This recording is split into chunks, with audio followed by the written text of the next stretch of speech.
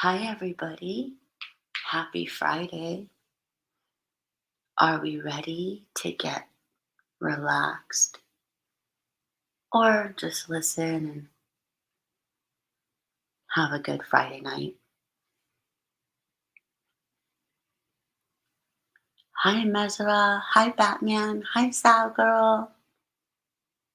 So, for those of you who maybe will wait a couple of minutes to say this, but Zav made a very generous offer that if you just type in this chat, she is giving away one of her merch hoodies, and it's one that she owns now. So you get a little piece of Zav. Hi, Karen. Hi, TN. And all you have to do is just type in, and that's the secret password to getting in. I made some hot tea. Does everyone have their beverage of choice and their snacks, like their lollipops or their strawburst handy? We are going to try to read the entire Prophet by Kahlil Gibran in one night, but it's about 100 pages. I feel like we can do it in one night, but we'll get to 50 pages and see how far that is. And so that's the halfway mark. And then we'll go from there. So we'll get everyone a minute to come in and get settled. Hi, Hope Rains. Hi, Lauren W. Okay, you guys. So this book, how many of you guys have already read this sometime in your life? It's a very interesting book, and I thought it was fitting to start the new year with this book. Hold on while I get comfortable. Um, because it kind of, I don't know, I needed it. I feel like I needed to reread this book. So it'll, it's an uplifting book for starting a brand new year, in my opinion. So get your hair drink and settle into where you are. If you're sitting in your comfortable seat, then just settle in and remember to breathe with your stomach and not with your chest.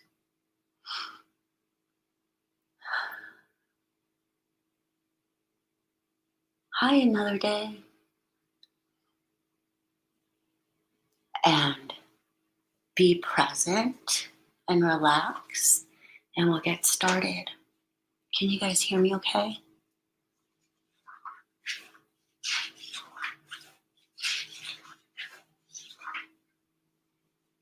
Okay.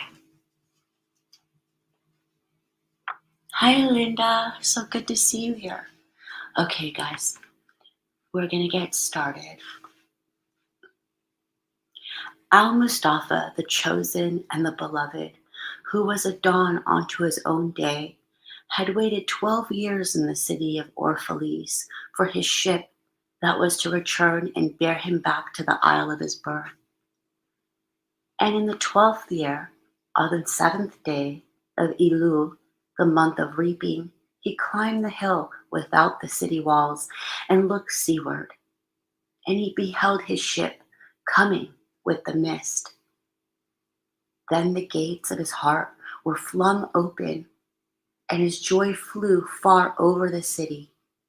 And he closed his eyes and prayed in the silences of his soul. But as he descended the hill, a sadness came upon him, and he thought in his heart, how shall I go in peace and without sorrow? Nay, not without a wound in the spirit shall I leave this city. Long were the days of pain I have spent within its walls, and long were the nights of aloneness. And who can depart from his pain and his aloneness without regret? Too many fragments of the Spirit have I scattered in these streets, and too many are the children of my longing that I walk naked among these hills, and I cannot withdraw from them without a burden and an ache. It is not a garment I cast off this day, but a skin that I tear with my own hands.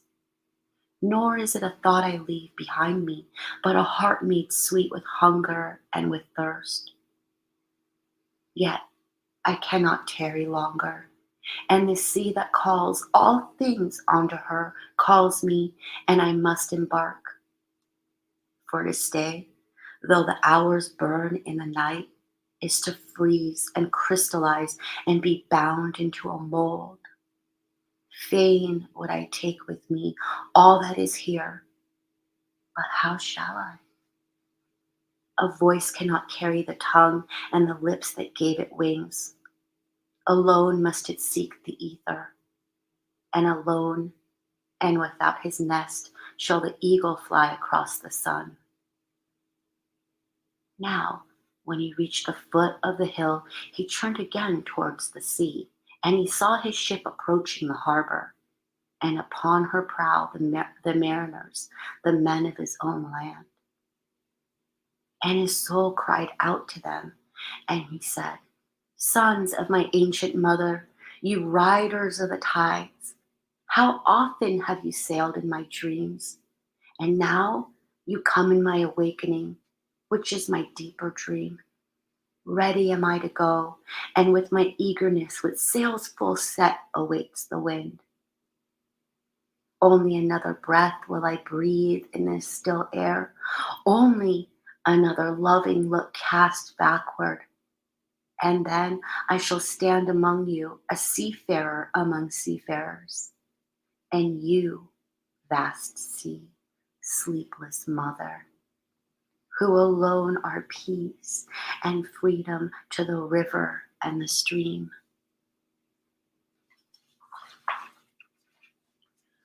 Only another winding that this stream make, only another murmur in this glade, and then shall I come to you, a boundless drop to a boundless ocean. And as he walked, he saw from afar men and women leaving their fields and their vineyards and hastening toward the city gates. And he heard their voices calling his name and shouting from field to field, telling one another of the coming of his ship.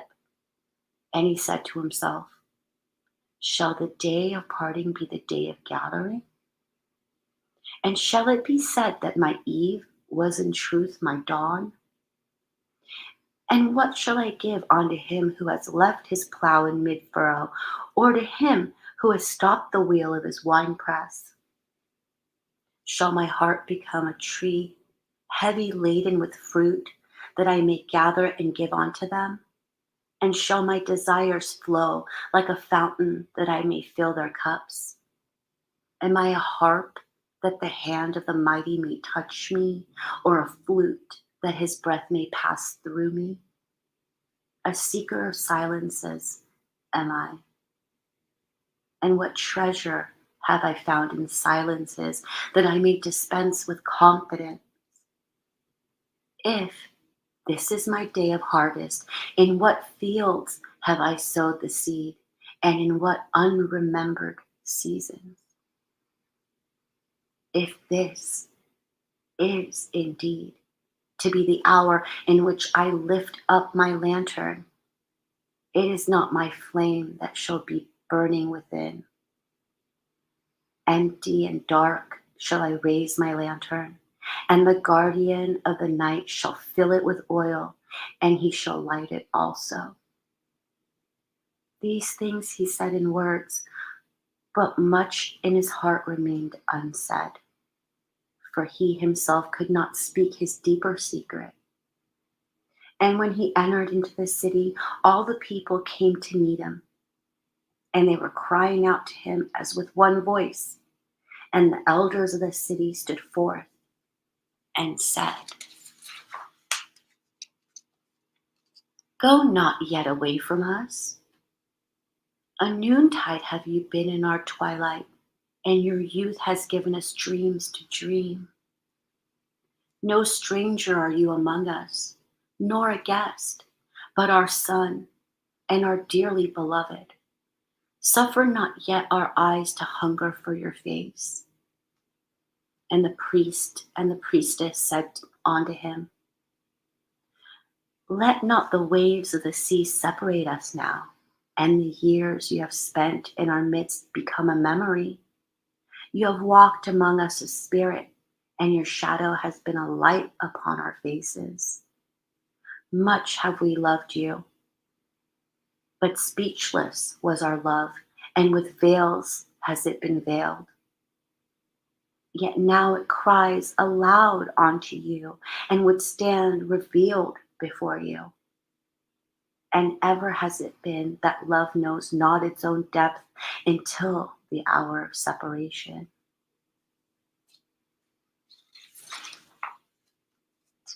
And the others came also and entreated him, but he answered them not.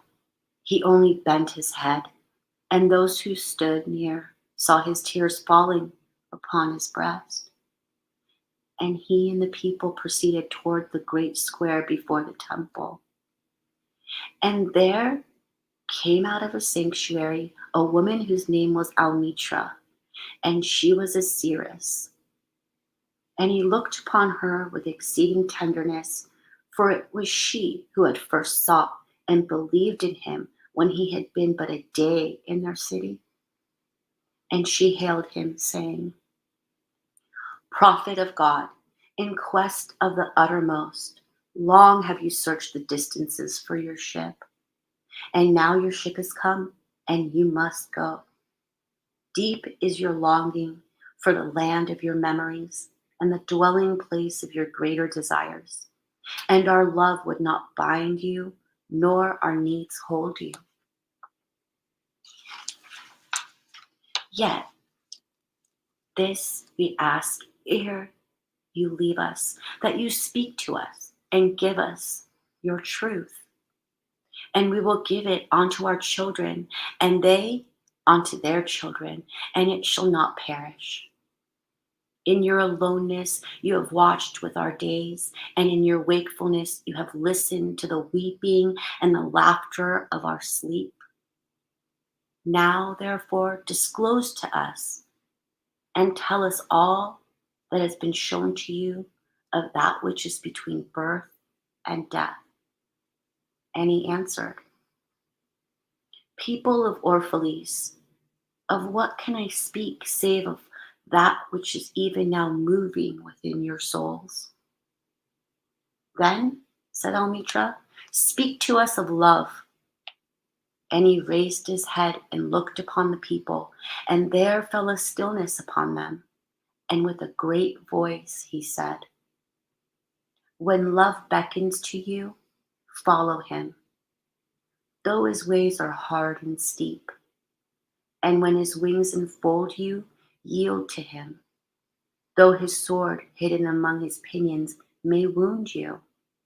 And when he speaks to you, believe in him, though his voice may shatter your dreams as the north wind lays waste the garden. For even as love crowns you, so shall he crucify you. Even as he is for your growth, so is he for your pruning. Even as he ascends to your height and caresses your tenderest branches that quiver in the sun, so shall he descend to your roots and shake them in their clinging to the earth.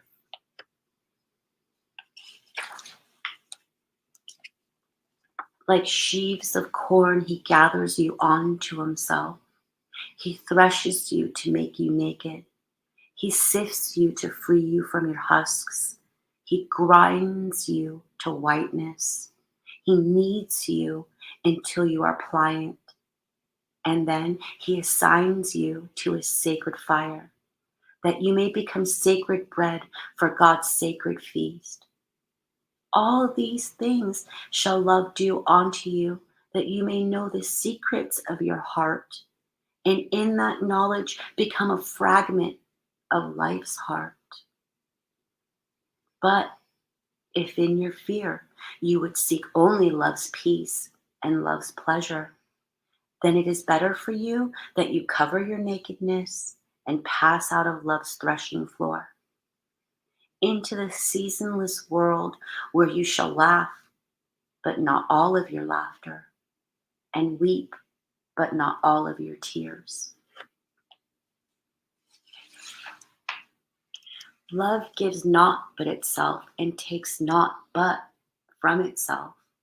Love possesses not, nor would it be possessed, for love is sufficient unto love. When you love, you should not say, God is in my heart, but rather, I am in the heart of God. And think not you can direct the course of love, for love, if it finds you worthy, directs your course. Love has no other desire but to fulfill itself. But if you love and must needs to have desires, let those be your desires, to melt and be like a running brook that sings its melody to the night, to know the pain of too much tenderness, to be wounded by your own understanding of love, and to bleed willingly and joyfully, to wake at dawn with a winged heart and give thanks for another day of loving, to rest at the noon hour and meditate love's ecstasy, to return home at eventide with gratitude, and then to sleep with a prayer for the beloved in your heart and a song of praise upon your lips. Then Almitra spoke again and said, And what of marriage, master? And he answered, saying, You were born together, and together you shall be forevermore. You shall be together when the white wings of death scatter your days.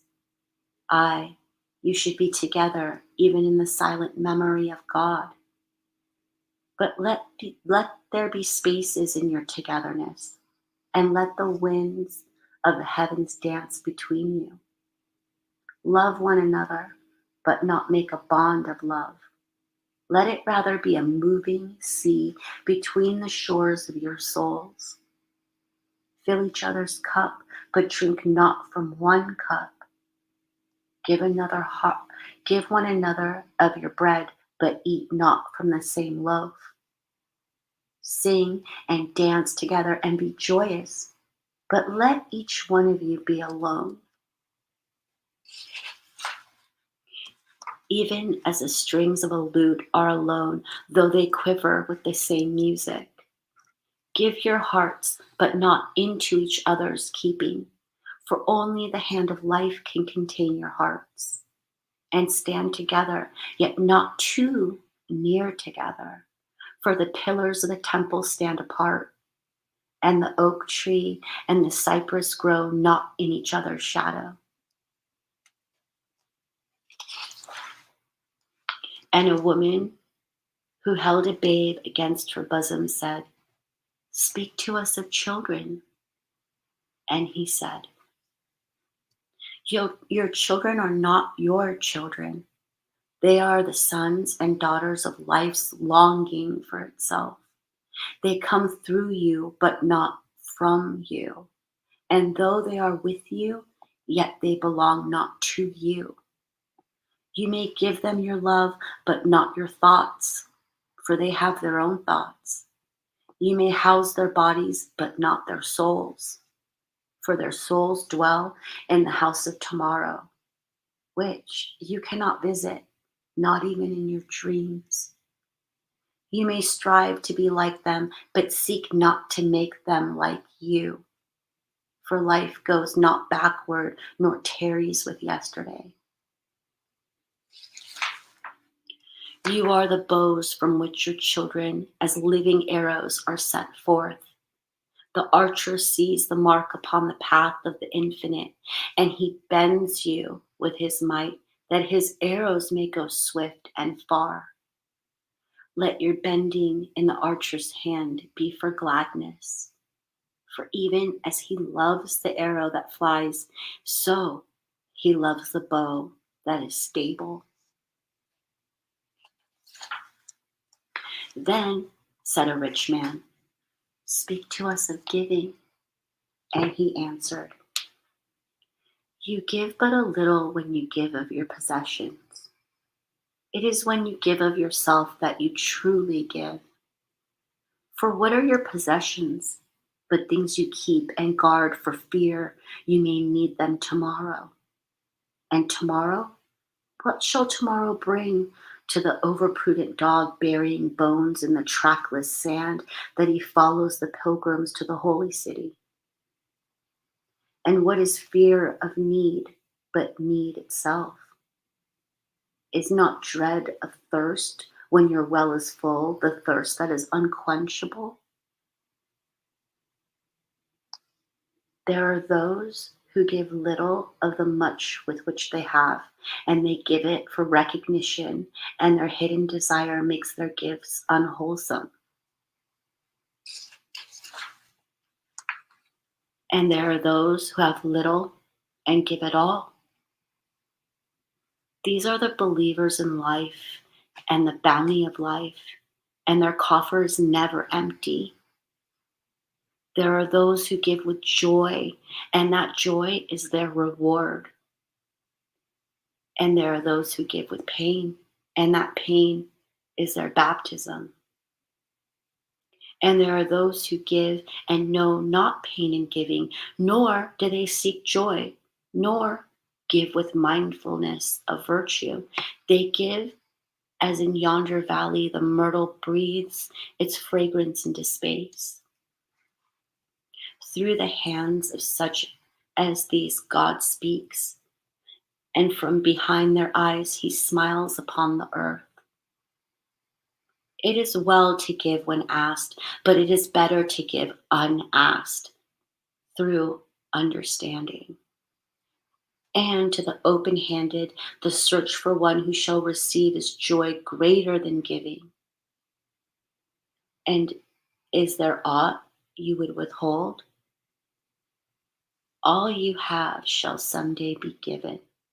Therefore, give now, that the season of giving may be yours and not your inheritors. You often say, "I would give, but only to the deserving."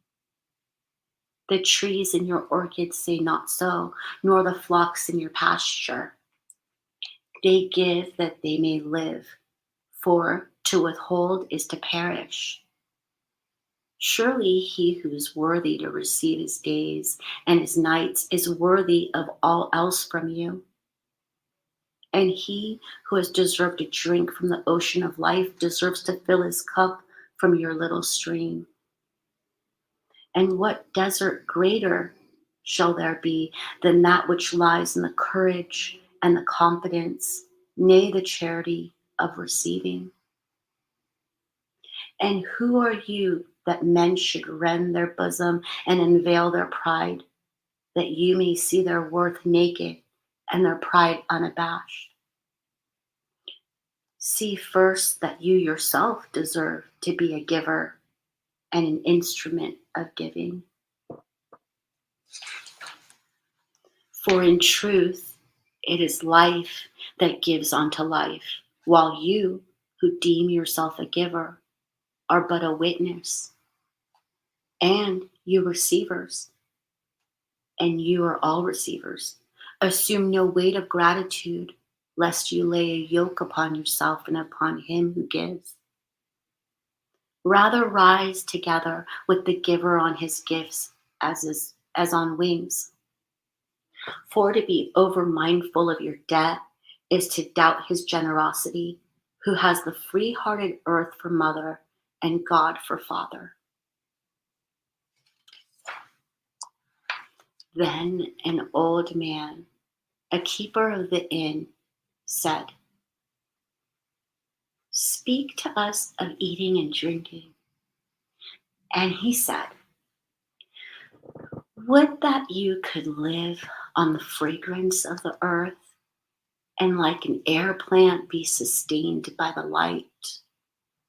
But since you must kill to eat and rob the newly born of its mother's milk to quench your thirst, let it be, let it then be an act of worship, and let your broad stand on altar on which the pure and the innocent of forest and plain are sacrificed for that which is pure and still more innocent in man.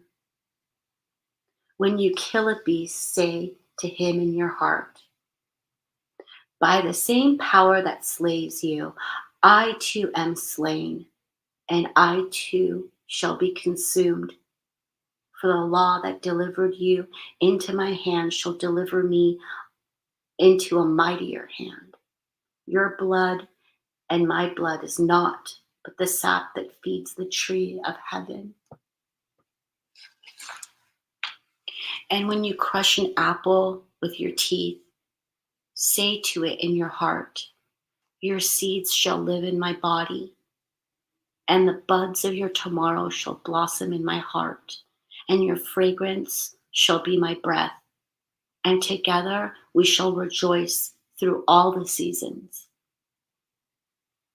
And in your autumn, when you gather the grapes of your vineyards for the winepress, say in your heart, I too am a vineyard, and my fruit shall be gathered for the winepress. And like new wine, I shall be kept in eternal vessels.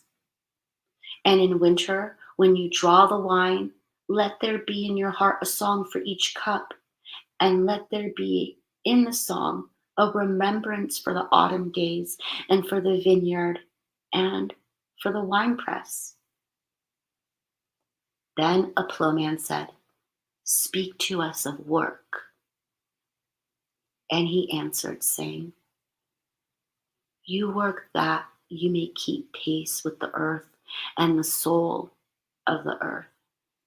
For to be idle is to become a stranger unto the seasons, and to step out of life's possession that marches in majesty and proud submission toward the infinite. When you work, you are a flute through whose heart the whispering of the hours churns to music. Which of you would be a reed, dumb and silent, when all else sings together in unison? Always you have been told that work is a curse and labor a misfortune. But I say to you that when you work, you fulfill a part of earth's furthest dream assigned to you when that dream was born. And in keeping yourself with labor, you are in truth loving life. And to love life through labor is to be intimate with life's inmost secret.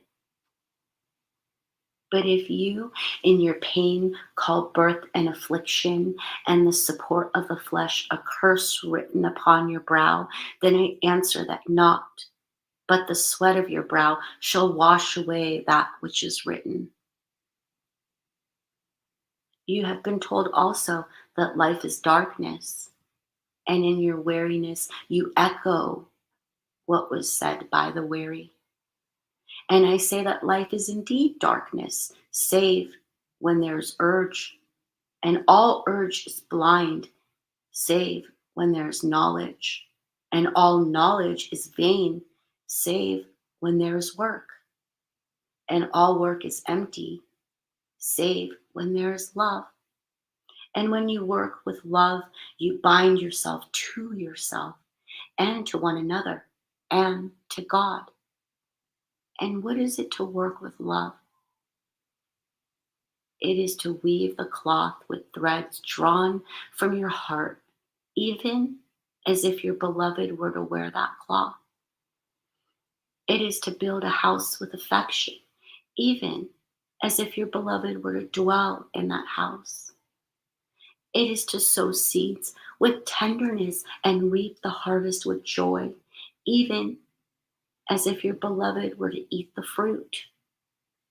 It is to charge all things you fashion with a breath of your own spirit, and to know that all the blessed dead are standing about you and watching. Often I have heard you say, as if speaking in sleep, he who works in marble and finds the shape of his own soul in the stone is nobler than he who plows the soil. And he who seizes the rainbow to lay it on a cloth in the likeness of man is more than he who makes the sandals for our feet. But I say, not in sleep, but in the over wakefulness of noontide, that the wind speaks not more sweetly to the giant oaks than to the least of all the blades of grass. And he alone is great who turns the voice of the wind into a song made sweeter by his own loving. Work is love made visible. And if you cannot work with love, but only with distaste, it is better that you should leave your work and sit at the gate of the temple and take alms of those who work with joy. For if you bake bread with indifference, you bake a bitter bread that feeds but half man's hunger. And if you grudge the crushing of the grapes, your grudge distills a poison in the wine. And if you sing through the angels, and if you sing though as angels and love not the singing, you muffle man's ears to the voices of the day and the voices of the night.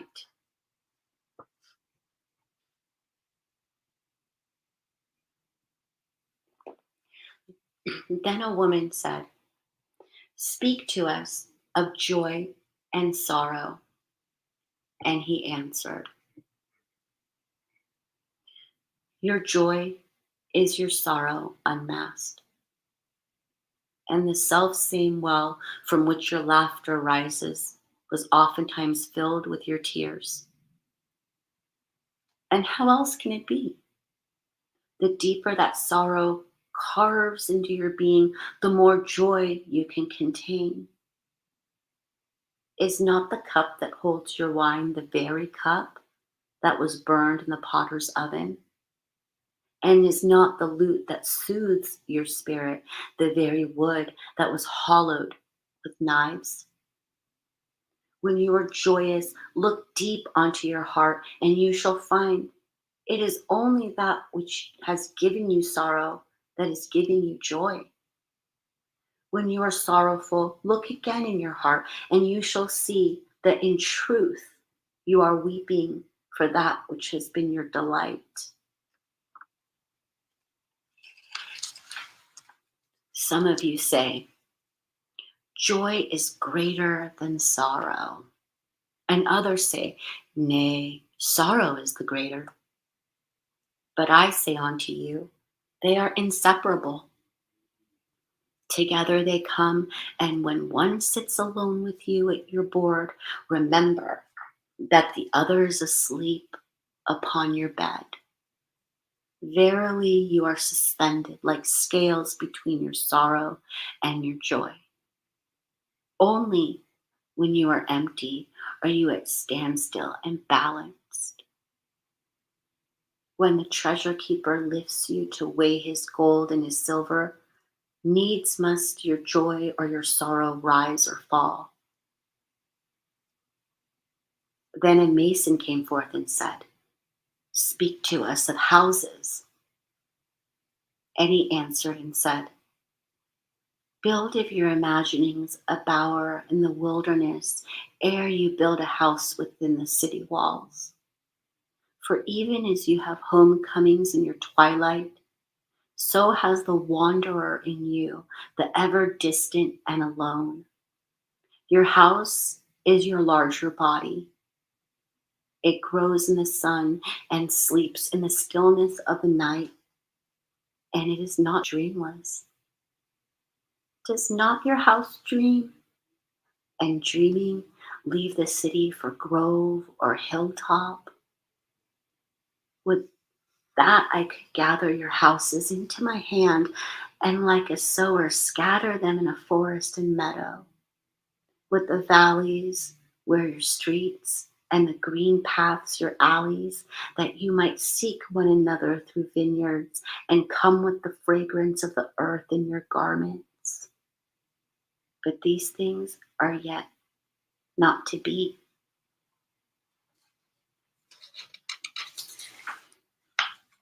In their fear, your forefathers gathered you too near together, and that fear shall endure a little longer. A little longer shall your city walls separate your hearths from your fields. And tell me, people of Orphalese, what have you in these houses? And what is it you guard with fastened doors? Have you peace, the quiet urge that reveals your powers? Have you remembrances, the glimmering arches that span the summits of the mind? Have you beauty that leads the heart from things fashioned of wood and stone to the holy mountain? Tell me, have you these things in your houses? Or have you only comfort and the lust for comfort, that deathly thing that enters the house a guest and then becomes a host and then a master? And it becomes a tamer, and with hook and scourge makes puppets of your larger desires. Though its hands are silken, its heart is of iron. It lulls you to sleep only to stand by your bed and jeer at the dignity of the flesh. It makes mock of your sound senses and lays them in thistledown like fragile vessels. Verily, the lust for comfort murders the passion of the soul and then walks grinning in the funeral. But you, children of space, you restless in rest, you shall not be trapped nor tamed. Your house shall not be an anchor, but a mast. It shall not be a glistening film that covers a wound, but an eyelid that guards the eye. You shall not fold your wings that you may pass through doors, nor bend your heads that they strike not against a ceiling, nor fear to breathe lest walls should crack and fall down. You shall not dwell in tombs made by the dead for the living. And though a magnificent and splendor, your house shall not hold your secret, nor shelter your longing. For that which is boundless in you abides in the mansion of the sky, whose door is the morning mist, and whose windows are the songs and the silences of night. And the weaver said, speak to us of clothes.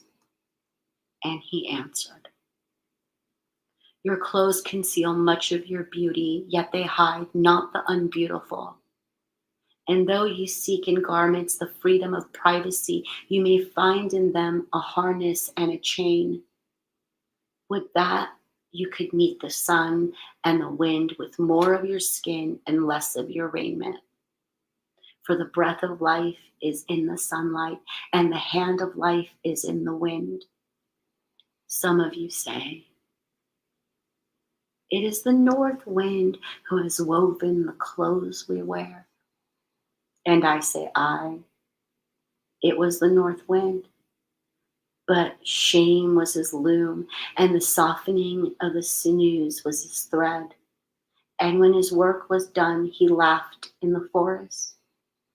Forget not the modesty is for a shield against the eye of the unclean.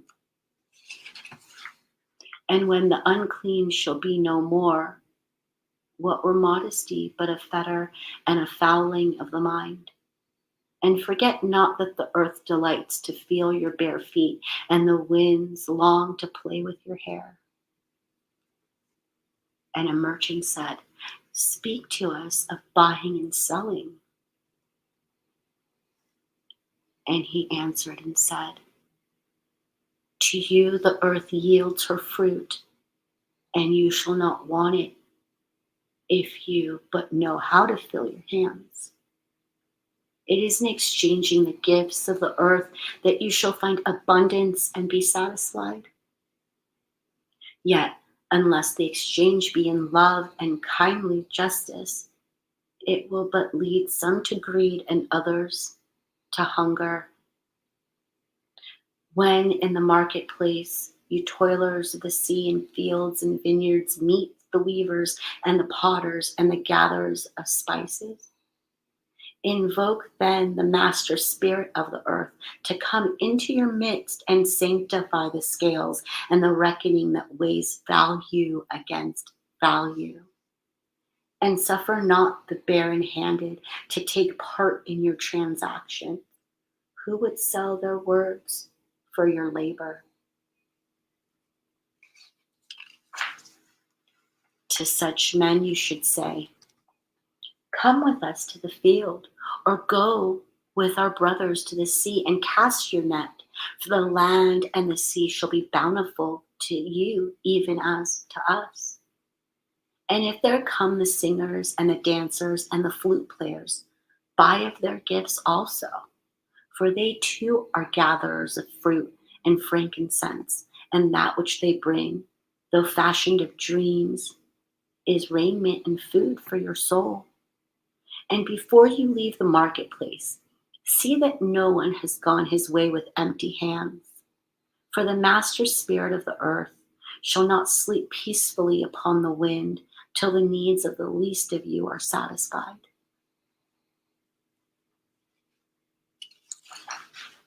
Then one of the judges of the city stood forth and said, speak to us of crime and punishment. And he answered, saying, it is when your spirit goes wandering upon the wind that you, alone and unguarded, commit a wrong unto others and therefore unto yourself.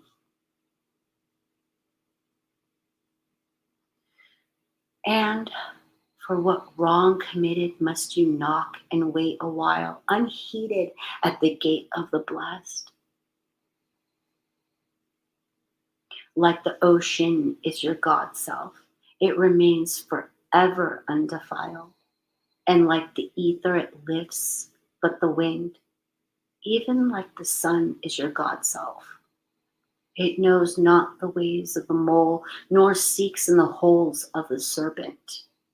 But your God self dwells not alone in your being. Much in you is still man, and much in you is not yet man.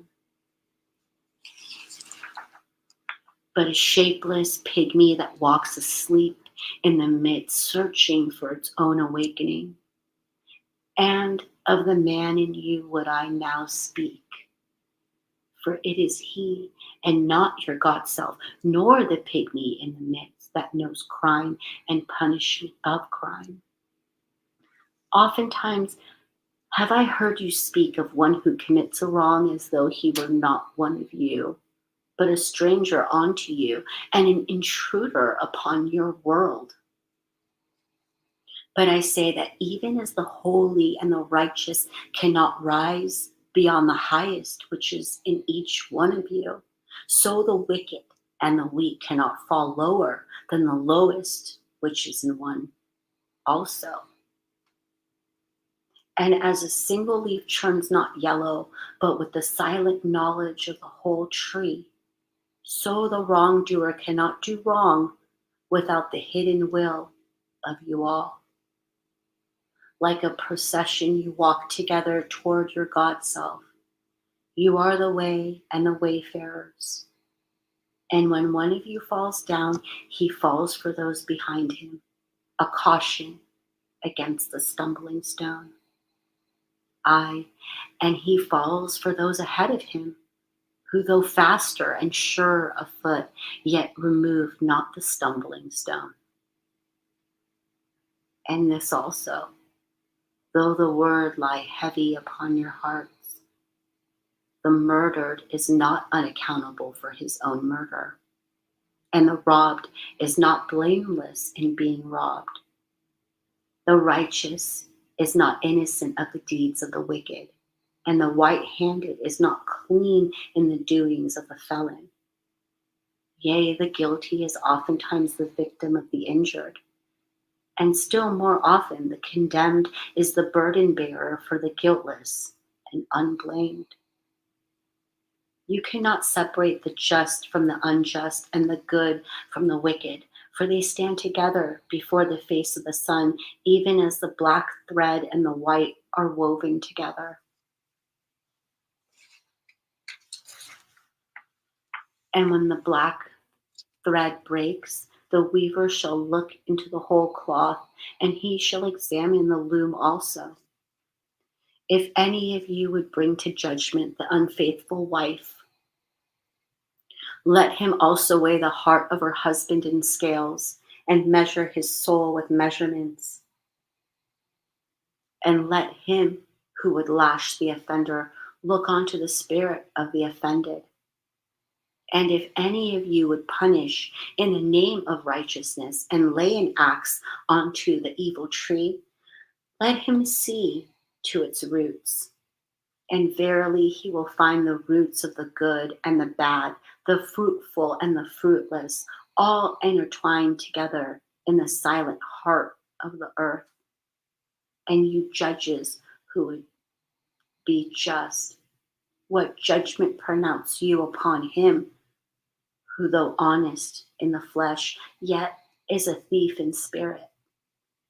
What penalty lay you upon him who slays in the flesh, yet is himself slain in the spirit? And how prosecute you him who in action is a deceiver and an oppressor, yet who is also aggravated and outraged? And how shall you punish those whose remorse is already greater than their misdeeds? Is it not remorse the justice which is administered by that very law which you would fain serve? Yet you cannot lay remorse upon the innocent, nor lift it from the heart of the guilty. Unbidden shall it call him into the night, that men may wake and gaze upon themselves.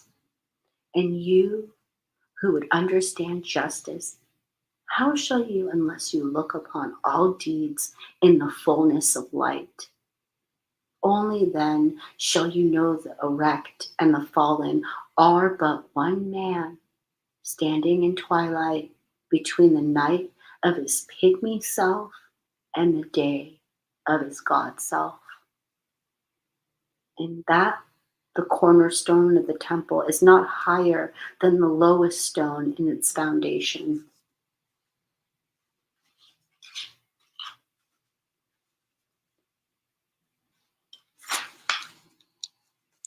Then a lawyer said, "But what of our laws, master?"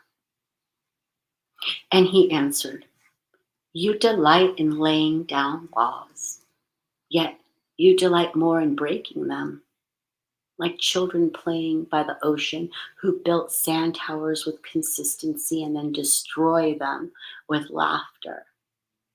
But while you build your sand towers, the ocean brings more sand to the shore. And when you destroy them, the ocean laughs with you. Verily, the ocean laughs always with the innocent. But what of those to whom life is not an ocean, and man-made laws are not sand towers, but to whom life is a rock, and the law a chisel with which they would carve in it their own likeness? What of the cripple who hates dancers? What of the ox who loves his yoke and deems the elk and deer of the forest stray and fragrant things? What of the old serpent who cannot shed his skin and calls all others naked and shameless? And of him who comes early to the wedding feast and when overfed and tired goes his way saying that all feasts are violation and all feasters lawbreakers? What shall I say of these save that they too stand in the sunlight, but with their backs to the sun. See, they only see their own shadows, and their shadows are their laws. And what is the sun to them but a caster of shadows? And what is it to acknowledge the laws but to stoop down and trace their shadows upon the earth? But you who walk facing the sun, what image is drawn on the earth can hold you? You who travel with the wind, what weather vane shall direct your course? What man's law shall bind you? If you break your yoke, but upon no man's prison door, what law shall you fear if you dance but stumble against no man's iron chain? And who is he that shall bring you to judgment if you tear off your garment yet leave it in no man's path? People of Orphalese, you can muffle the drum and you can loosen the strings of the lyre, but who shall command the skylark not to sing? And an orator said, "Speak to us of freedom." And he answered, "At the city gate and by your fireside, I have seen you prostrate yourself and worship your own freedom. Even as slaves humble themselves before a tyrant and praise him through his slave, though he slays them. I, in the grove of the temple and in the shadow of the citadel, I have seen the freest among you wear their freedom as a yoke and a handcuff.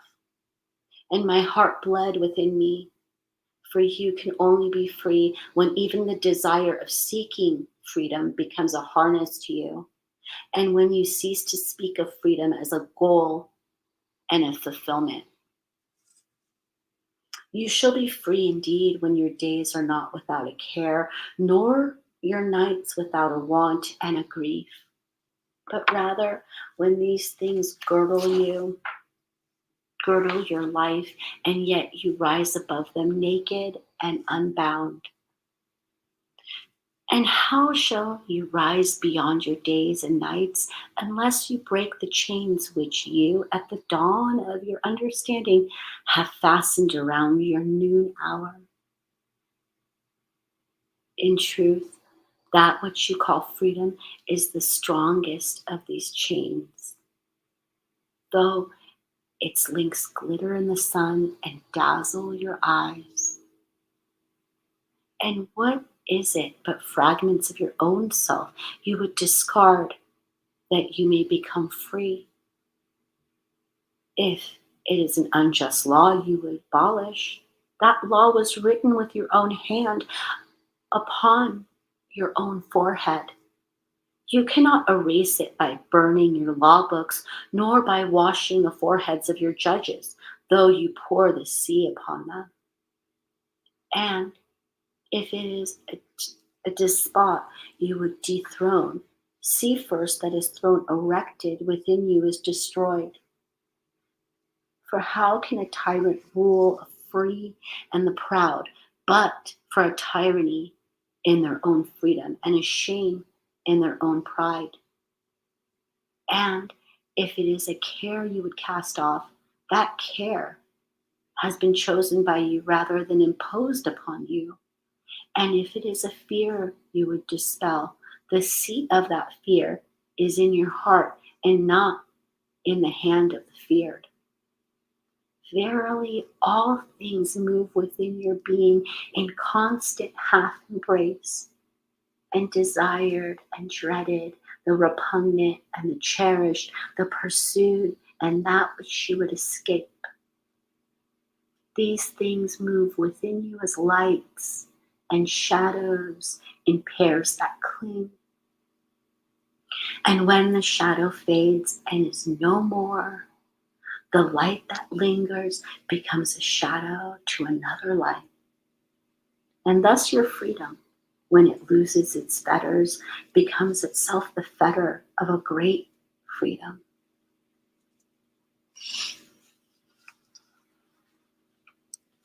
And the priestess spoke again and said, "Speak to us of reason and passion." And he answered, saying, "Your soul is oftentimes a battlefield upon which your reason and your judgment wage war against your passion and your appetite. Would that I could be the peacemaker in your soul, that I might turn the discord and the rivalry of your elements into oneness and melody. But how shall I, unless you yourselves be also the peacemakers, nay, the lovers of all your elements? Your reason and your passion are the rudder and the sails of your seafaring soul. If either your sails or your rudder be broken, you can but toss and drift, or else be held at a standstill in mid seas.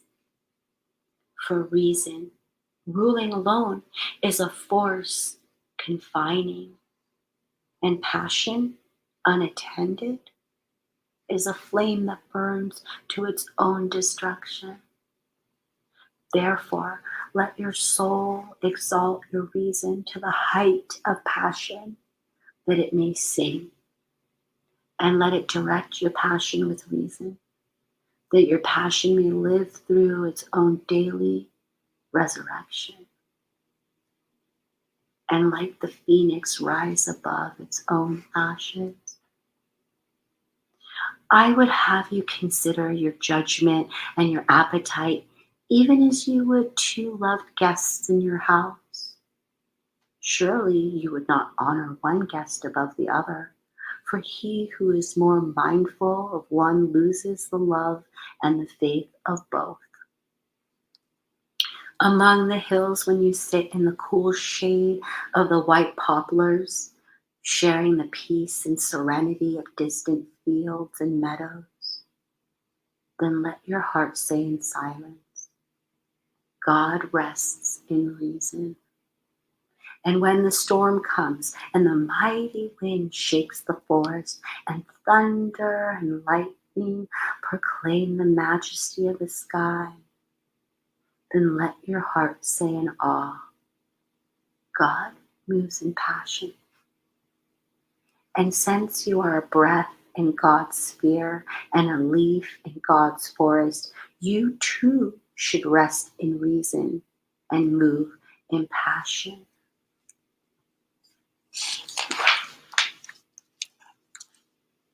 And a woman spoke, saying, Tell us of pain. And he said,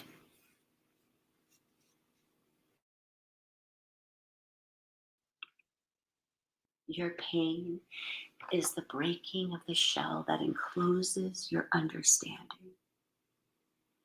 Even as the stone of the fruit must break, that its heart may stand in the sun, so must you know pain. And could you keep your heart in wonder at the daily miracles of your life, your pain would not seem less wondrous than your joy.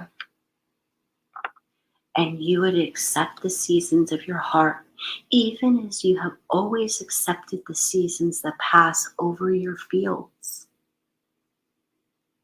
And you would watch with serenity through the winters of your grief. Much of your pain is self-chosen.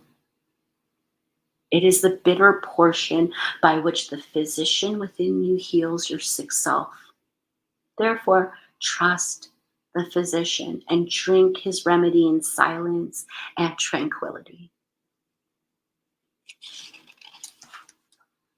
For his hand, though heavy and hard, is guided by a tenderer hand of the unseen. And the cup he brings, though it burn your lips, has been fashioned of the clay which the potter has moistened with his own sacred tears.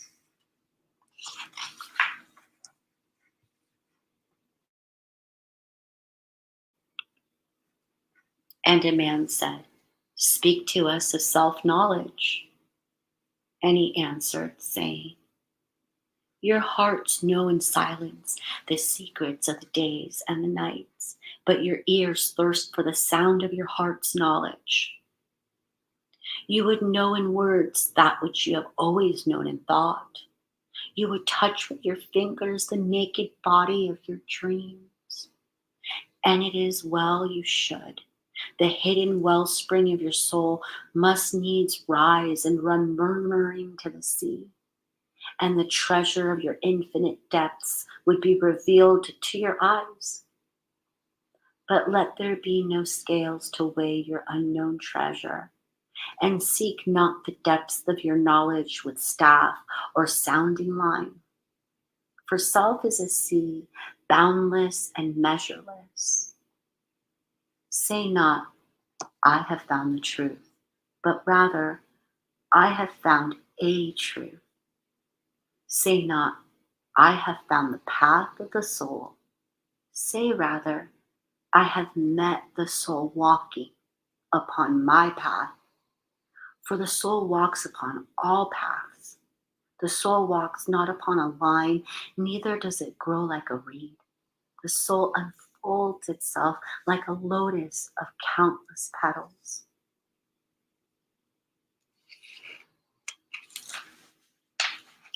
Then a teacher said, "Speak to us of teaching." And he said, "No man can reveal to you aught but that which already lies, half asleep in the dawning of your knowledge. The teacher who walks in the shadow of the temple among his followers gives not of his wisdom, but rather of his faith and his lovingness. If he is indeed wise, he does not bid you enter the house of his wisdom, but rather leads you to the threshold of your own mind. The astronomer may speak to you of his understanding of space, but he cannot give you his understanding. The musician may sing to you of the rhythm which is in all space, but he cannot give you the ear which arrests the rhythm, nor the voice that echoes it. And he who is versed in the science of numbers can tell of the regions of weight and measure, but he cannot conduct you thither. For the vision of one man lends not its wings to another man. And even as each one of you stands alone in God's knowledge, so must each one of you be alone in his knowledge of God and in his understanding of the earth.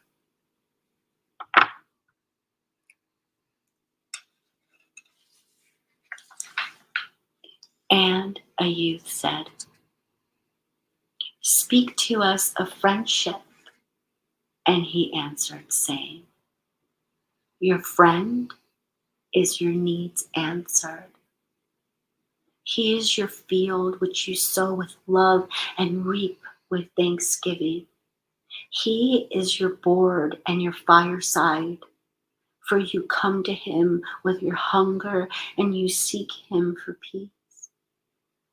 When your friend speaks his mind, you fear not the nay in your own mind, nor do you withhold the a. And when he is silent, your heart ceases not to listen to his heart. For without words, in friendship, all thoughts, all desires, all expectations are born and shared with joy that is unacclaimed. When you part from your friend, you grieve not, for that which you love most in him may be clearer in his absence, as the mountain to the climber is clearer from the plain. And let there be no purpose in friendship save the deepening of the spirit. For love that seeks aught but the disclosure of its own mystery is not love, but a net cast forth, and only the unprofitable is caught. And let your best be for your friend. If he must know the ebb of your tide, let him know its flood also. For what is a friend that you should seek him with hours to kill? Seek him always with hours to live. For it is His to fill your need, but not your emptiness. And in the sweetness of friendship, let there be laughter and sharing of pleasures. For in the dew of little things, the heart finds its morning and is refreshed.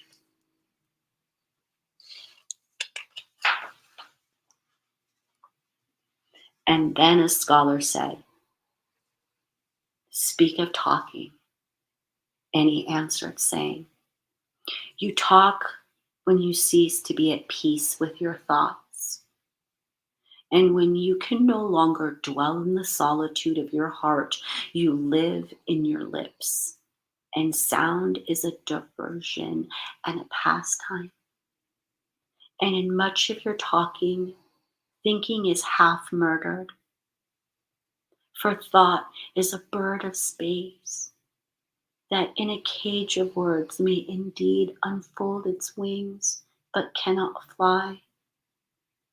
There are those among you who seek the talkative through fear of being alone.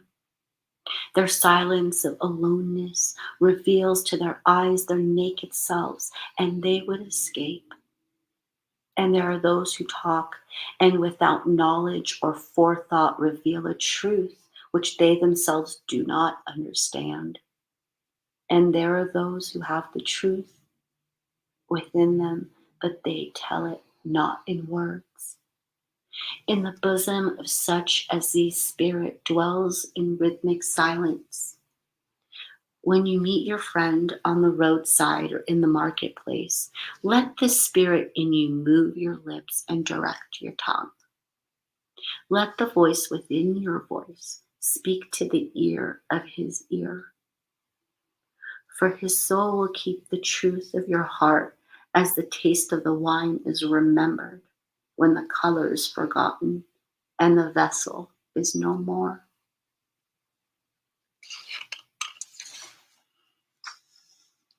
And an astronomer said, "Master, what of time?" And he answered, "You would measure time, the measureless and the immeasurable. You would adjust your conduct and even direct the course of your spirit according to hours and seasons. Of time you would make a stream upon whose bank you would sit and watch its flowing. Yet the timeless in you is aware of life's timelessness and knows that yesterday is but today's memory and tomorrow is today's dream.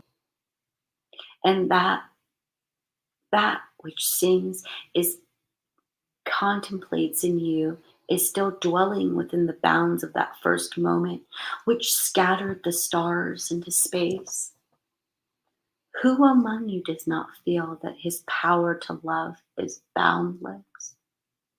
And yet, who does not feel that very love, though boundless, encompassed within the center of his being, and moving not from love thought to love thought, nor from love deeds to other love deeds? And is not time, even as love is, undivided and spaceless? But if in your thoughts you must measure time into seasons, let each season encircle all the other seasons, and let today embrace the past with remembrance and the future with longing.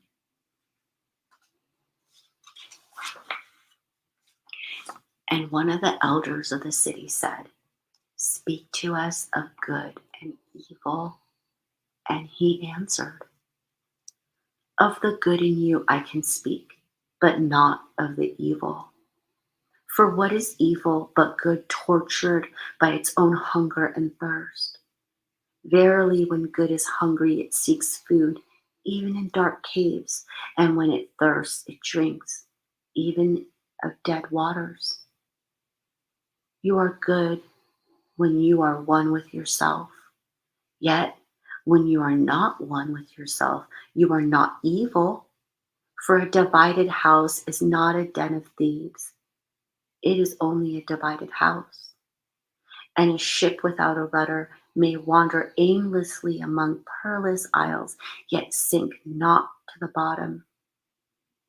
You are good when you strive to give of yourself, yet you are not evil when you seek gain for yourself.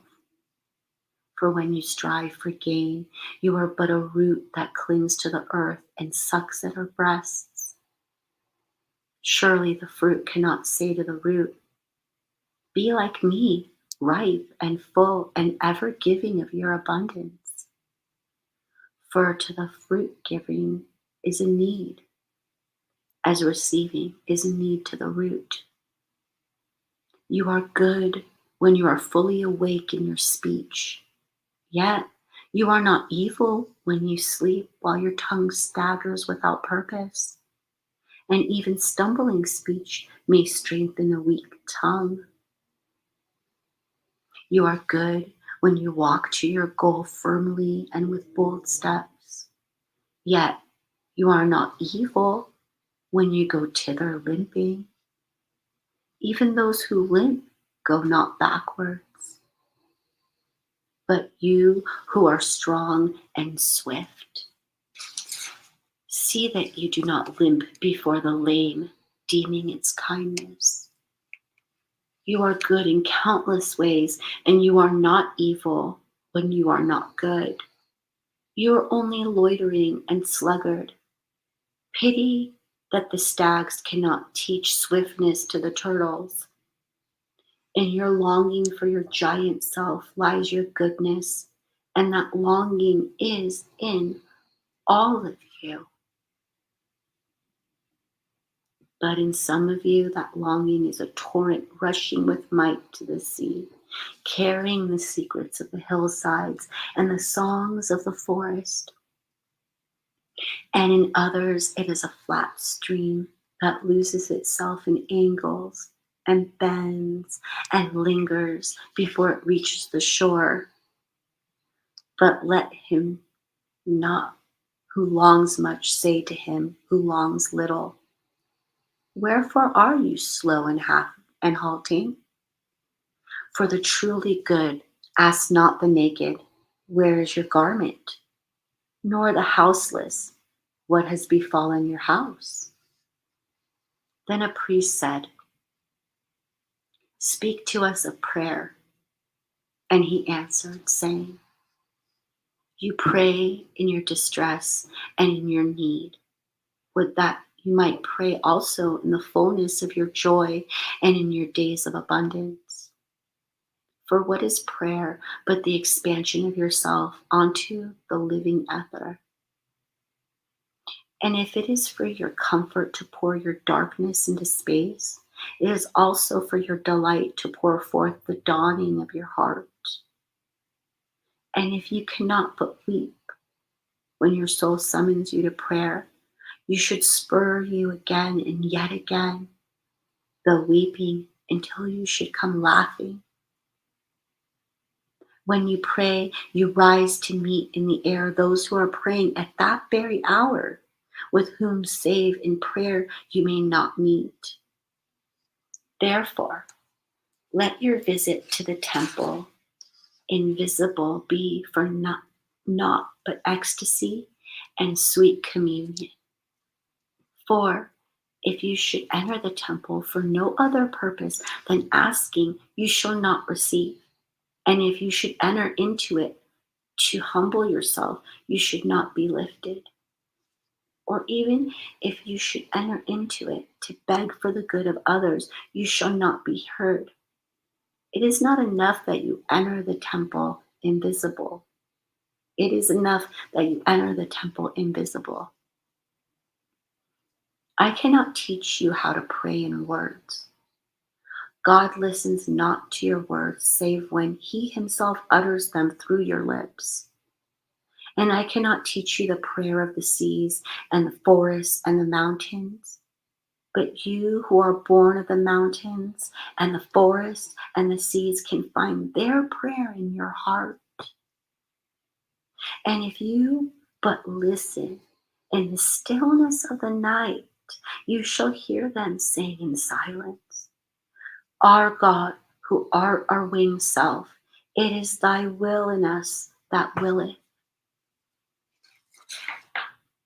It is thy desire in us that desireth. It is thy urge in us that would churn our nights, which are thine, into days which are thine also. We cannot ask thee for aught, but thou knowest our needs before they are born in us. Thou art our need, and in giving us more of thyself, thou givest us all.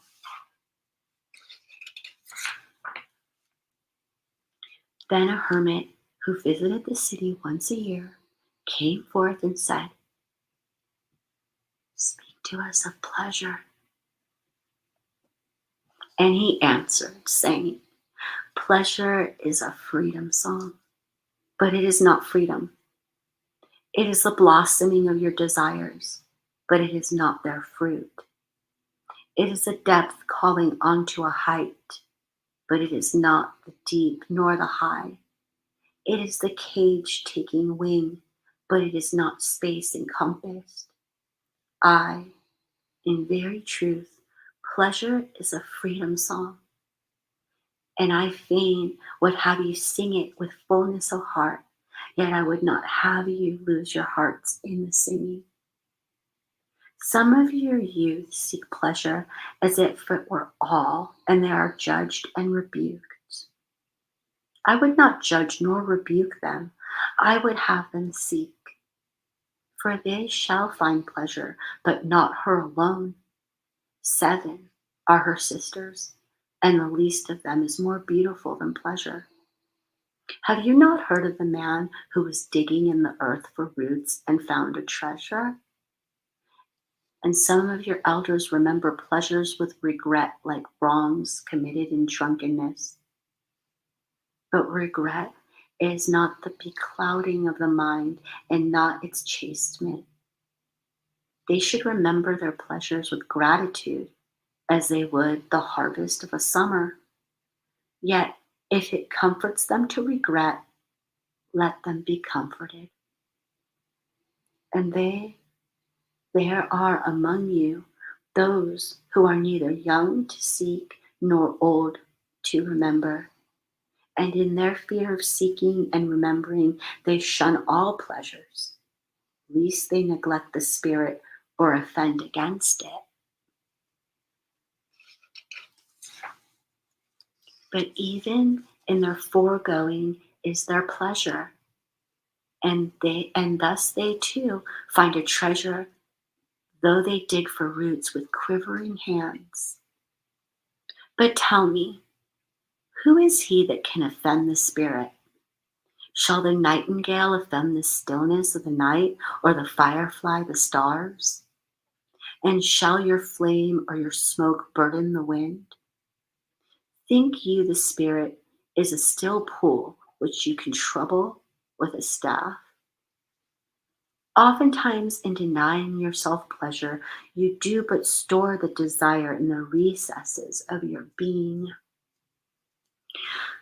Who knows but that which seems omitted today waits for tomorrow? Even your body knows its heritage and its rightful need and will not be deceived. And your body is the harp of your soul, and it is yours to bring forth sweet music from it or confused sounds. And now you ask in your heart, how shall we distinguish that which is good in pleasure from that which is not good? Go to your fields and your gardens, and you shall learn that it is the pleasure of the bee to gather honey for the flower, but it is also the pleasure of the flower to yield its honey to the bee. For to the bee, a flower is a fountain of life, and to the flower, a bee is a messenger of love. And to both bee and flower, the giving and the receiving of pleasure is a need and an ecstasy. People of Orphalese, be in your pleasures like the flowers and the bees.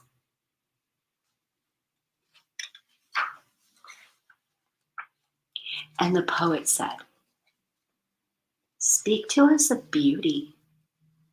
And he answered, where shall you seek beauty, and how shall you find her unless she herself be your way and your guide?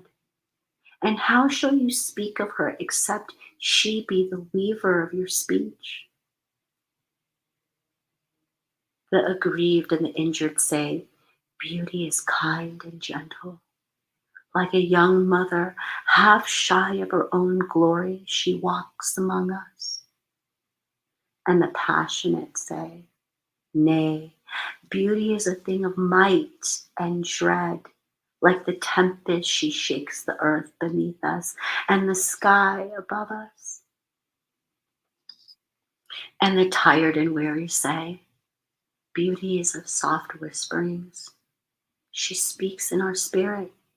Her voice yields to our silences like a faint light that quivers in fear of the shadow. But the restless say, we have heard her shouting among the mountains.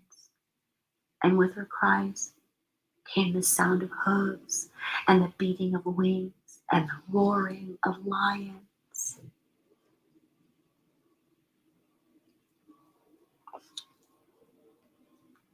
At night, the watchmen of the city say, beauty shall rise with the dawn from the east.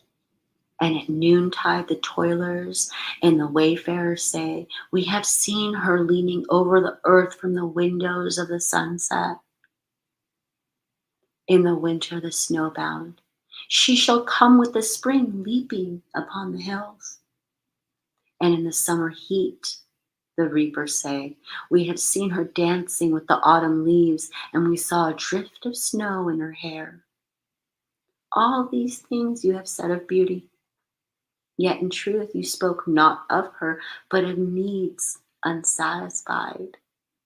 And beauty is not a need, but an ecstasy. It is not a mouth thirsting, nor an empty hand stretched forth, but rather a heart inflamed and a soul enchanted. It is not the image you would see, nor the song you would hear, but rather an image you see through, though you close your eyes, and a song you hear, though you shut your ears. It is not the sap within the furrowed bark, nor a wing attached to a claw, but rather a garden forever in bloom and a flock of angels forever in flight. People of Orphalese, beauty is life when life unveils her holy face. But you are life, and you are the veil. Beauty is eternity gazing at itself in a mirror, but you are eternity, and you are the mirror. And an old priest said, speak to us of religion. And he said, have I spoken this day of aught else? Is not religion all deeds and all reflection?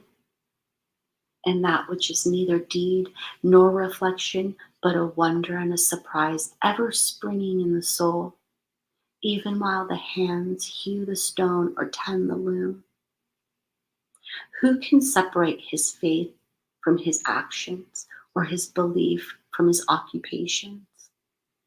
Who can spread his hours before him, saying, this for God, and this for myself, this for my soul, and this other for my body? All of your hours are wings that beat through space from self to self. He who wears his morality, but as his best garment, were better naked. The wind and the sun will tear no holes in his skin, and he who defines his conduct by ethics imprisons his songbird in a cage.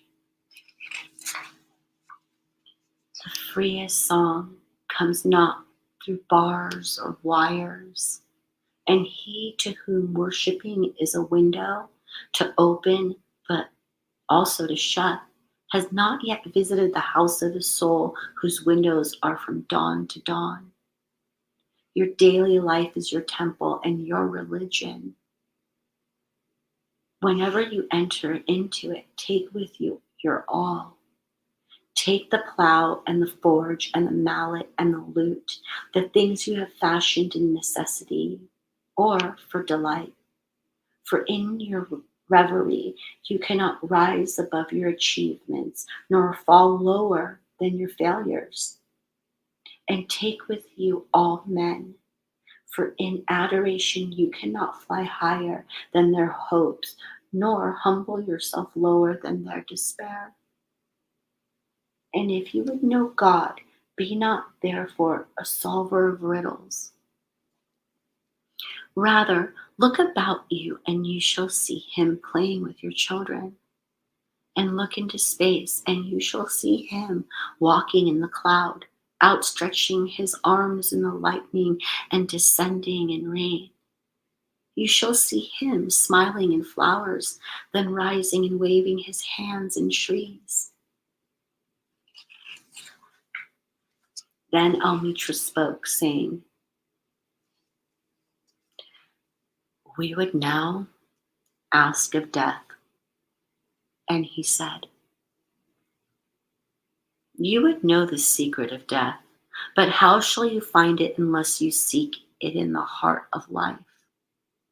The owl whose night-bound eyes are blind onto the day cannot unveil the mystery of light.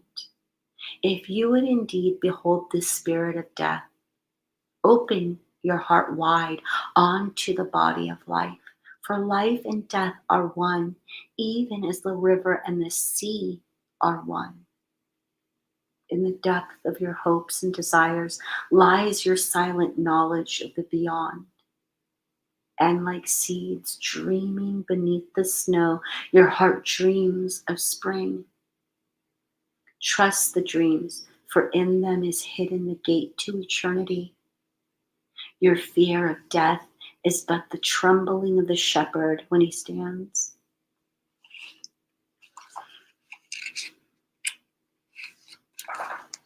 before the king whose hand is to be laid upon him in honor. Is the shepherd not joyful beneath his trembling, that he shall wear the mark of the king? Yet he is not more mindful of his trembling. For what is it to die but to stand naked in the wind and to melt into the sun? And what is it to cease breathing but to free the breath from its restless tides, that it may rise and expand and seek God unencumbered? Only when you drink from the river of silence shall you indeed sing. And when you have reached the mountaintop, then you shall begin to climb. And when the earth shall claim your limbs, then shall you truly dance.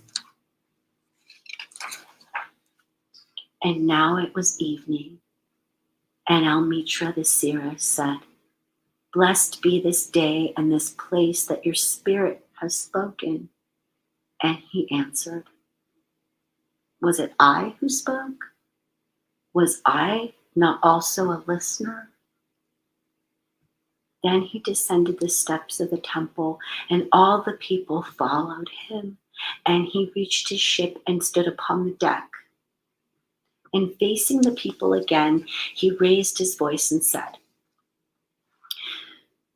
people of Orpheles, the wind bids me leave you. Less hasty am I than the wind, yet I must go. We wanderers, ever seeking the lonelier way, begin no day where we have ended another day, and no sunrise finds us where sunset left us. Even while the earth sleeps, we travel. We are the seeds of the tenacious plant, and it is our ripeness and our fullness of heart that we are given to the wind and are scattered. Brief were my days among you, and briefer still the words I have spoken. But should my voice fade into your ears and my love vanish in your memory, then I will come again. And with a richer heart and lips more yielding to the Spirit will I speak. Yeah, I shall return with the tide. And though death may hide me and the greater silence enfold me, yet again will I seek your understanding. And not in vain will I seek. If aught I have said is truth, that truth shall reveal itself in a clearer voice and in words more kin to your thoughts. I go with the wind, people of Orphalese, but not down into emptiness. And if this day is not a fulfillment of your needs and my love, then let it be a promise till another day. Man's needs change, but not his love, nor his desire that his love should satisfy his needs. Know therefore that from the greater silence I shall return. The mist that drifts away at dawn, leaving but dew in the fields, shall rise and gather into a cloud and then fall down in rain. And not unlike the mist have I been. In the stillness of the night I have walked in your streets, and my spirit has entered your houses, and your heartbeats were in my heart, and your breath upon my face, and I knew you all. I knew your joy and your pain, and in your sleep your dreams were my dreams. And oftentimes I was among you, a lake among the mountains. I mirrored the summits in you and the bending slopes, and even the passing flocks of your thoughts and your desires. And to my silence came the laughter of your children in streams, and the longing of your youth in rivers. And when they reached my depth, the streams and the rivers ceased not yet to sing. But sweeter still than laughter and greater than longing came to me. It was the boundless in you, the vast man in whom you are all but cells and sinews. He in who chant all your singing is but a soundless throbbing. It is in the vast man that you are vast. And in beholding him that I beheld you and loved you. For what distances can love reach that are not in the vast sphere?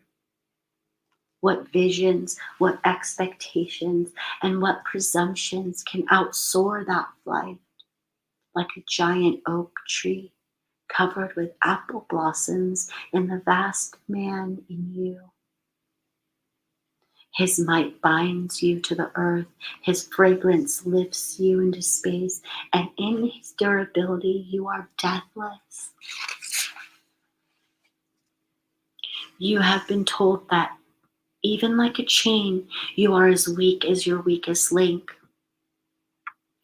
This is but half the truth. You are also as strong as your strongest link. To measure you by your smallest deed is to reckon the power of ocean by the frailty of its foam. To judge you by your failures is to cast blame upon the seasons for their inconsistency. You are like an ocean, and though heavy grounded ships await the tide upon your shores, yet even like an ocean, you cannot hasten your tides. And like the seasons, you are also. And though in your winter you deny your spring, yet spring, reposing within you, smiles in her drowsiness and is not offended. Think not I say these things in order that you may say that one to another, he praised us well. He saw but the good in us. I only speak to you in words of that which you yourselves know in thought. And what is word knowledge but a shadow of wordless knowledge? Your thoughts and my words are waves from a sealed memory that keeps records of our yesterdays and of the ancient days when the earth knew not us nor herself, and of nights when earth was upright with confusion. Wise men have come to you to give you their wisdom. I came to take of your wisdom. I behold, I have found that which is greater than wisdom. It is a flame spirit in you, ever gathering more of itself, while you, heedless of its expansion, bewail the withering of your days. It is life in quest of life in bodies that fear the grave. There are no graves here.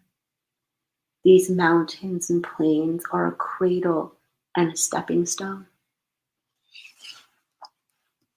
Whenever you pass by a field where you have lain your ancestors, look well thereupon, and you shall see yourselves and your children dancing hand in hand. Verily, you often make merry without knowing. Others have come to you, to whom for golden promises make unto your faith. You have given but riches and power and glory. Less than a promise have I given, and yet more generous have you been to me. You have given me my deeper thirsting after life. Surely there is no greater gift to a man than that which turns all his aims into parching lips and all life into a fountain. And in this lies my honor and my reward, that whenever I come to the fountain to drink, I find the living water itself thirsty, and it drinks me while I drink it.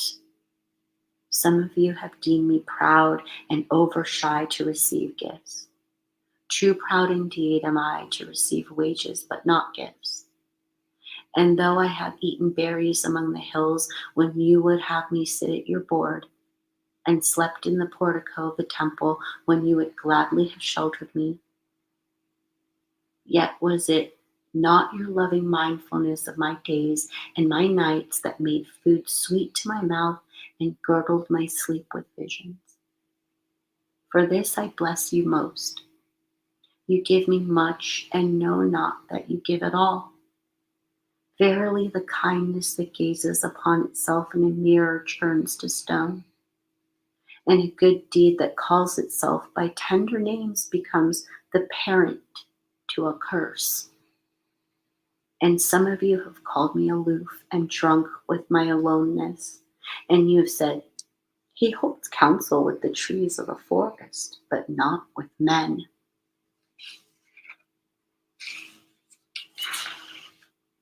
He sits alone on hilltops and looks down upon our city. True, it is that I have climbed the hills and walked in remote places. How could I have seen you save from a greater height or a great distance? How can one be indeed near unless he be far? And others among you have called unto me not in words, and they say, Stranger, stranger, lover of unreachable heights, why dwell you amongst the summits where eagles build their nests? Why seek you the unattainable? What storms would you trap in your net? And what vaporous birds do you hunt in the sky? Come and be one of us. Descend and appease your hunger with our bread and quench your thirst with our wine. In the solitude of their souls, they said these things. But were their solitude deeper, they would have known that I sought but the secret of your joy and your pain, and I hunted only your larger selves that walk the sky. But the hunter was also the hunted, for many of my arrows left my bow only to seek my own breast. And the flyer is also the creeper, for when my wings were spread in the sun, their shadow upon the earth was a turtle, and I, the believer, was also the doubter. For often I have put my finger in my own wound that I might have the greater belief in you and the greater knowledge of you. And it is with this belief and this knowledge that I say, you are not enclosed within your bodies, nor confined to houses or fields. That which is, dwells above the mountain and roves with the wind. It is not a thing that crawls into the sun for warmth or digs holes into the darkness for safety, but a thing free, a spirit that envelops the earth and moves in the ether. If these be vague words, then seek not to clear them. Vague and nebulous is the beginning of all things, but not their end. And I fain would have you remember me as a beginning. Life and all that lives is conceived in the mist and not in the crystal. And who knows but a crystal is mist in decay? This would I have you remembered in remembering me. That which seems most feeble and bewildered in you is the strongest and most determined. It is not your breath that has erected and hardened the structure of your bones. And is it not a dream which none of you remember having dreamt that builded your city and fashioned all there is in it? Could you but see the tides of that breath, you would cease to see all else. And if you could hear the whispering of the dream, you would hear no other sound. But you do not see, nor do you hear, and it is well. The veil that clouds your eyes shall be lifted by the hands that wove it. If the clay that fills your ears shall be pierced by those fingers that kneaded it, and you shall see, and you shall hear, and you shall not deplore having known blindness, nor regret having been deaf. For in the day you shall know the hidden purpose in all things, and you shall bless darkness as you would bless light. After saying these things, he looked about him, and he saw the pilot of his ship standing by the helm and gazing now at the full sails and now at the distance. And he said, patient, over patient is the captain of my ship. Even the wind blows, the restless, and restless are the sails. Even the rudder begs direction. Yet quietly my captain awaits my silence. And these, my mariners, who have heard the choir of the greater sea, they too have heard me patiently. Now they shall wait no longer. I am ready. The stream has reached the sea, and once more the great mother holds her son against her breast. Fare you well, people of Orphalese. This day has ended. It is closing upon us, even as the water lily upon its own tomorrow. What was given us here we shall keep, and if it suffices not, then again must we come together, and together stretch our hands unto the giver. Forget not that I shall come back to you. A little while longer, and my longing shall gather dust and foam for another body. A little while, a moment of rest upon the wind, and another woman shall bear me. Farewell to you and the youth I have spent with you. It was but yesterday we met in a dream. You have sung to me in my aloneness, and I of your longings have built a tower in the sky. But now our sleep has fled, and our dream is over, and it is no longer dawn. The noontide is upon us, and our half-waking has turned to fuller day, and we must part. If in the twilight of memory we should meet once more, we shall speak again together, and you shall sing to me a deeper song. And if our hands should meet in another dream, We shall build another tower in the sky."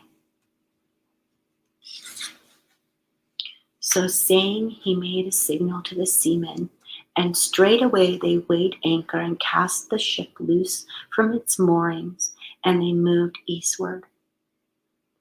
And a cry came from the people as a single harp, and it rose in the dusk and was carried out over the sea like a great trumpeting. Only Almitra was silent, gazing after the ship until it had vanished into the mist. And when all the people were dispersed, she still stood alone upon the sea wall, remembering in her heart his saying,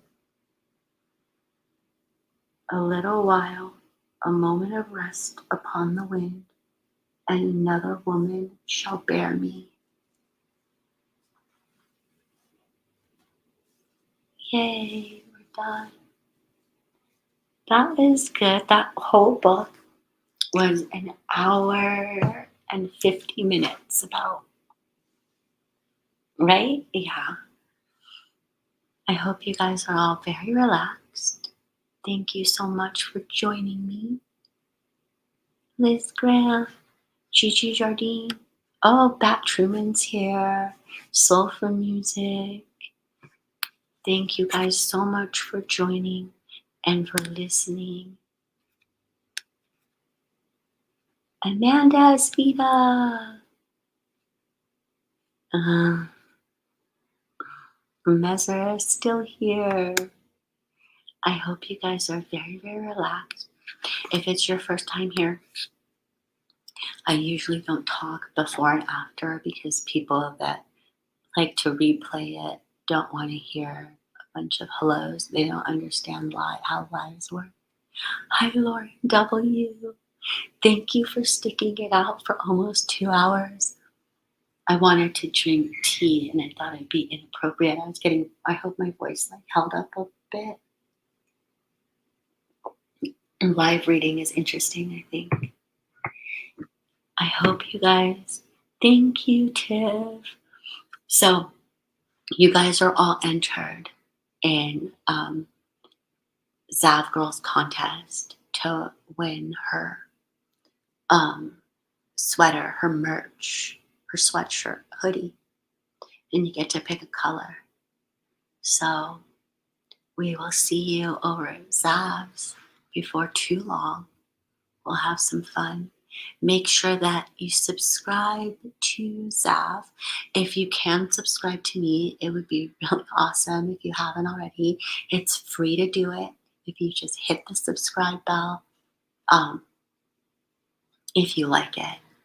Tracy L, Casey, Karen's still here. Thank you guys so much. Have a really good Friday night, and I hope you're all relaxed. And I'll pick a new book. I'm trying to find a book that would be a true crime book that we could do. That'd be interesting. So I'll dig around and find one. Oh, look, Bammy's here. Another day. Thank you so much for being here. Yes, South Girl's been typing away everyone's name. All right, guys, get some rest. Tomorrow is Saturday. Enjoy it. Thank you guys again. Good night.